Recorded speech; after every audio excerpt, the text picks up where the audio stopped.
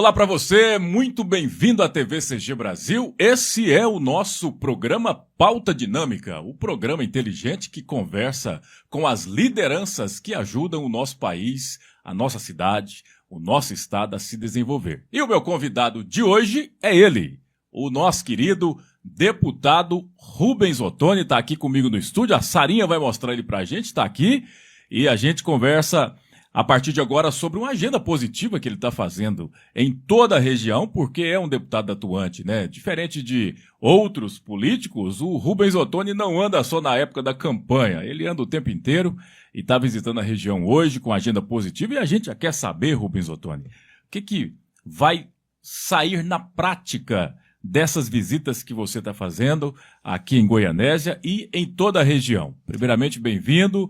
E seja bem-vindo à TV CG Brasil. A satisfação é minha de poder participar com você aqui desse espaço privilegiado de comunicação. E essa minha visita à Goianésia e à região faz parte de um trabalho de rotina meu.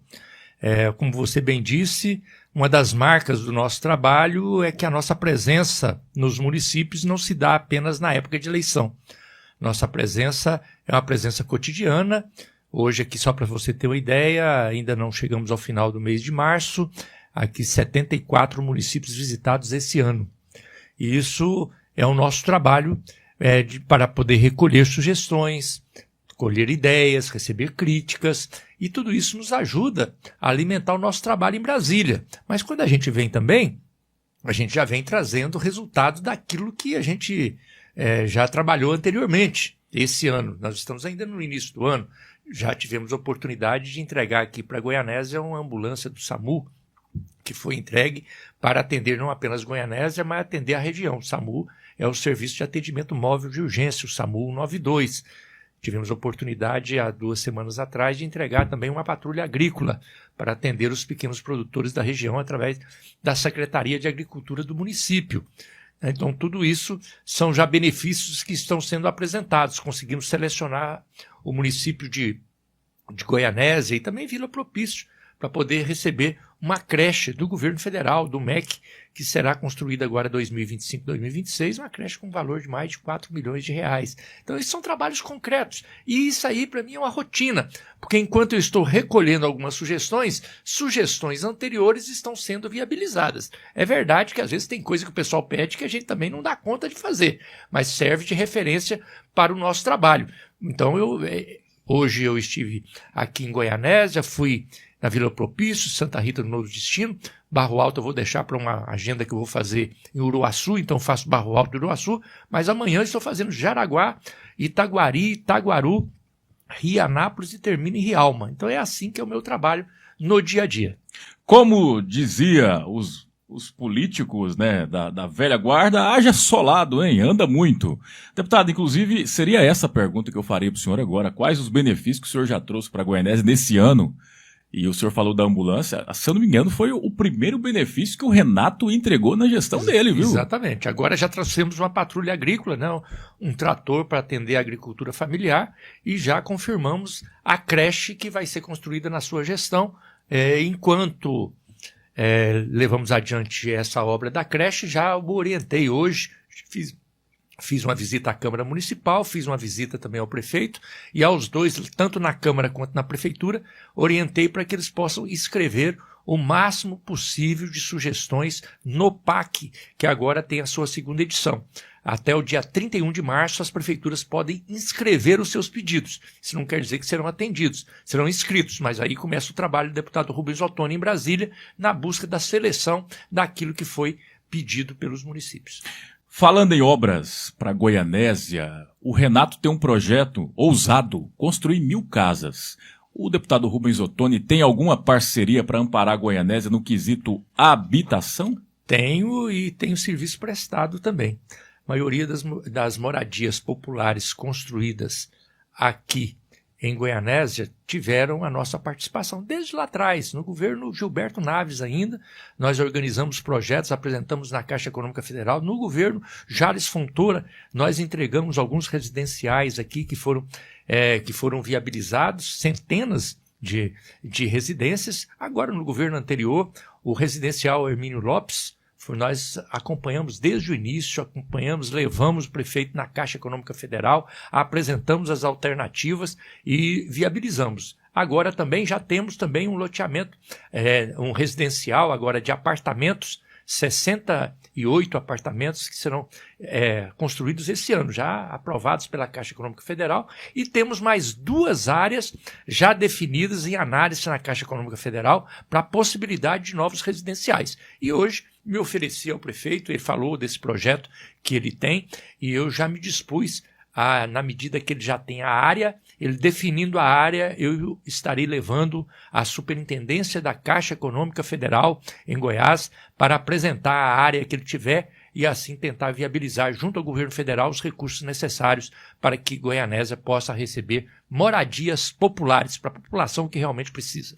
Como a gente viu, o trabalho prestado o deputado tem. Agora vamos falar de política, vamos dar uma pinceladinha na política. E o PT, para o ano que vem, já definiu o nome? É o Lula, não é? Como é que está aí essa conversa dentro do partido? Com certeza. O presidente Lula é o nosso candidato à reeleição. É claro que ele não está preocupado em ficar falando isso, porque ele já sabe e está trabalhando assim, e o foco dele é a administração.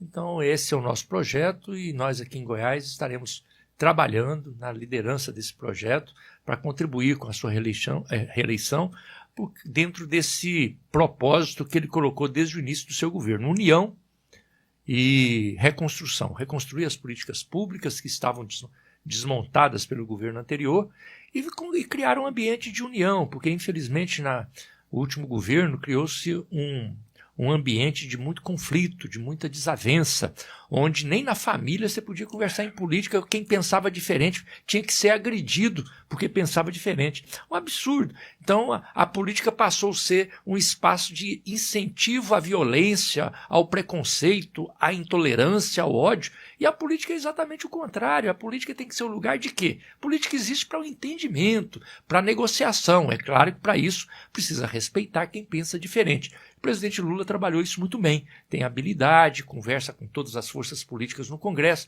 tanto é verdade que aprovou a maioria dos seus projetos apresentados, e aí nós entendemos que esse projeto precisa ser renovado. Então, o nosso foco é esse, vamos trabalhar para que ele tenha sucesso. Falando em ambiente político que virou uma verdadeira guerra, eu sempre costumo dizer que o senhor até vai me ajudar a partir de agora a construir esse novo discurso.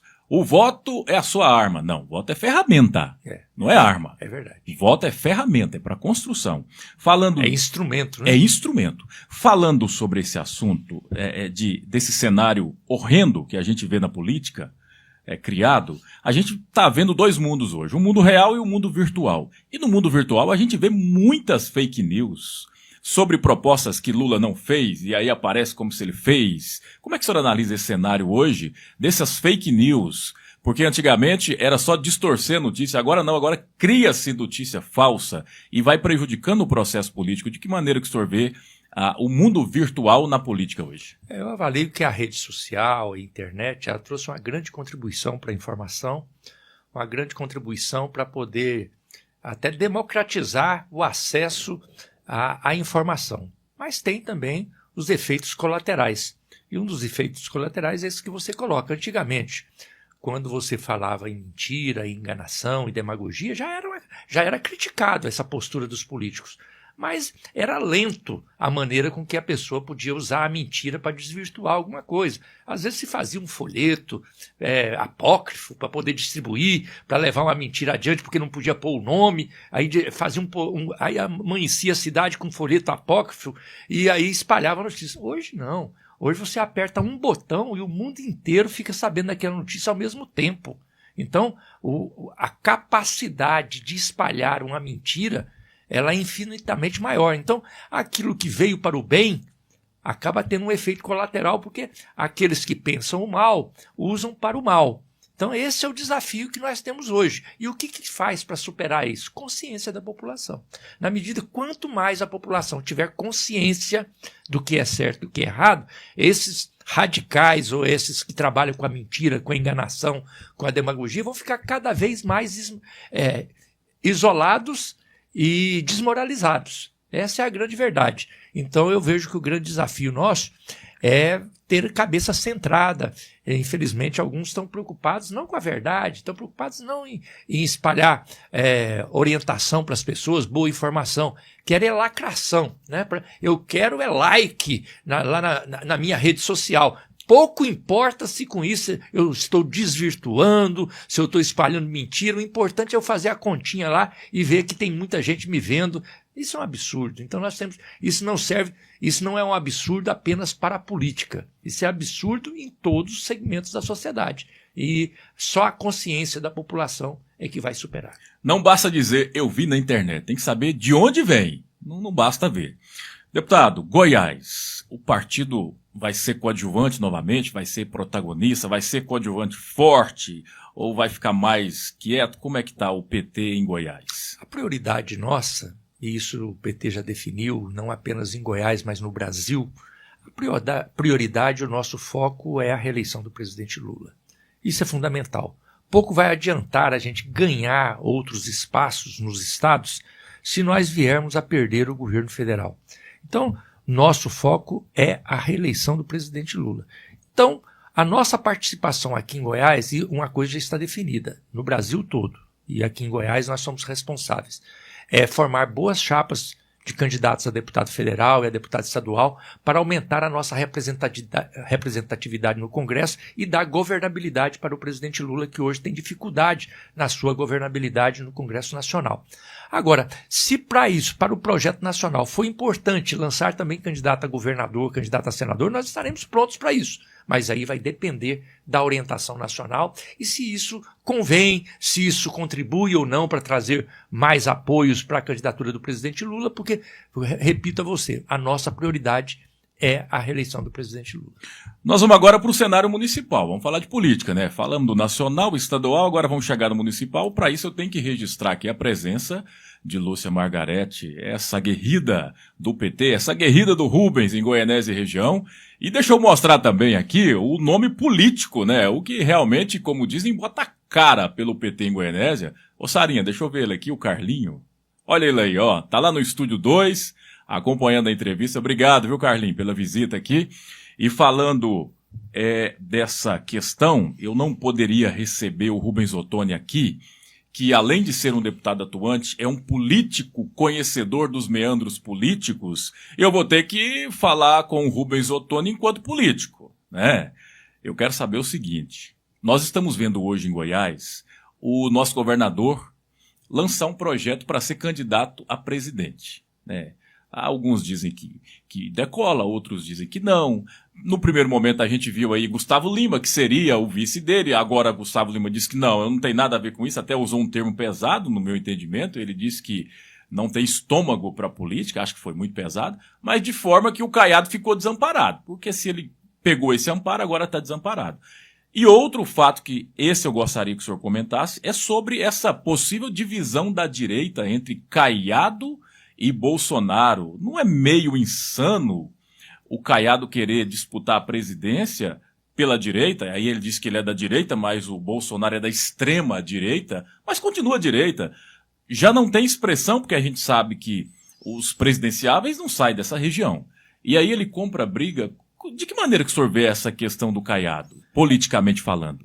Primeiro é legítimo, né? Legítimo que qualquer liderança, e uma liderança como governador do estado de Goiás, é legítimo que possa reivindicar o desejo de poder participar do processo eleitoral, mesmo numa eleição presidencial. Então, isso faz parte da democracia. Agora, volta e meia também, as pessoas me perguntam sobre as dificuldades que o Partido dos Trabalhadores, que o governo do presidente Lula, que o próprio presidente Lula poderia ter numa eventual eleição, na eleição do próximo ano. Eu tenho dito no seguinte sentido, e aí serve para responder a você. Se nós temos dificuldades, e temos as nossas dificuldades, o PT, o governo federal, o lado de lá tem muito mais dificuldade. Rachou ou não rachou? Eu não posso usar esse termo. Não, eu posso dizer que é mais grave do que rachou. Porque quando você fala que rachou, dá a impressão que tem candidatos e que aí rachou o apoio. Mas, na verdade, eles não têm nenhum candidato. É por isso que está batendo cabeça. Porque quando você não tem um candidato daquele campo, aí você começa a pegar tudo. Quando chega ao ponto de pensar em Gustavo Lima, pensar em Pablo Marçal, é porque não tem, não tem rumo, está sem rumo. Não são referências políticas, Pois é, né, então deputado? é porque não tem rumo. Então aí eles vão se perdendo. Então, se do nosso lado nós temos os nossos problemas, eles têm muito mais problema. Eles têm que acertar um candidato para depois pensar se vão conseguir se unir em torno desse nome. Então isso, nem o próprio governador, eu falei aqui que é legítima a candidatura dele, e o problema dele ser candidato ou não é conosco do governo. Não, eu até acho ótimo que o candidato da direita seja ele. Para mim não tem problema nenhum, acho até um excelente adversário para nós. Agora, a questão é que quem está dificultando ele ser candidato não somos nós, é o próprio partido dele. O partido dele não quer que tenha candidato. Então, tudo indica que para ele ser candidato, o primeiro movimento que ele terá que fazer é buscar um outro partido. Sair do seu partido e ver um partido que o receberia e daria a ele condições para ser candidato a presidente da República. Então, esse é o problema que a direita está tendo no país. Há uma falta de acordo entre eles. Eles não chegaram ao consenso sobre um nome para representar esse cenário. Então, se nós temos problemas, eles têm muito mais. Essa informação para mim é nova, porque ele abraçou a União Brasil com tanta força, com tanta paixão, e agora o partido vê dessa forma o projeto dele. Que coisa, hein? Mas eu não vejo assim tanta paixão assim pro partido, não, né? A história mostra que o pessoal é muito pragmático, né? O próprio União Brasil, ele é um partido recente, né? Que já mudou de nome não sei quantas vezes para tentar sobreviver na política. Porque essa é a maneira, às vezes, de alguns segmentos sobreviverem aí no campo da direita, na política. Ele desgasta rapidamente e muda de nome, chega aí novinho, né? Era PDS, aí de repente era Arena, e aí passou para PDS, aí de repente PDS já tinha vencido, aí virou PFL, aí o PFL venceu, virou Democrata, aí o Democrata já não enganava mais ninguém, aí passou para a União Brasil, e vida que segue. Né? Então, não tem tanto essa questão do partidarismo. Então, eles não têm problema. Se tiver que mudar para outro partido, com certeza muda e vai procurar outro canto. Resta saber se vai ter outro canto que vai querer recebê-los para poder bancar essa candidatura a presidente da República. Recebi hoje no Pauta Dinâmica deputado federal Rubens Ottoni, um dos maiores políticos do Brasil, braço direito de Goianésia e região, e de Goiás, a quem eu agradeço pela entrevista, deputado, e as portas estão abertas para a gente sempre fazer esse debate inteligente aqui. Obrigado. Grande abraço a vocês, parabéns pelo excelente trabalho de jornalismo. Foi esse o Pauta Dinâmica de hoje e a gente volta num próximo programa. Até lá.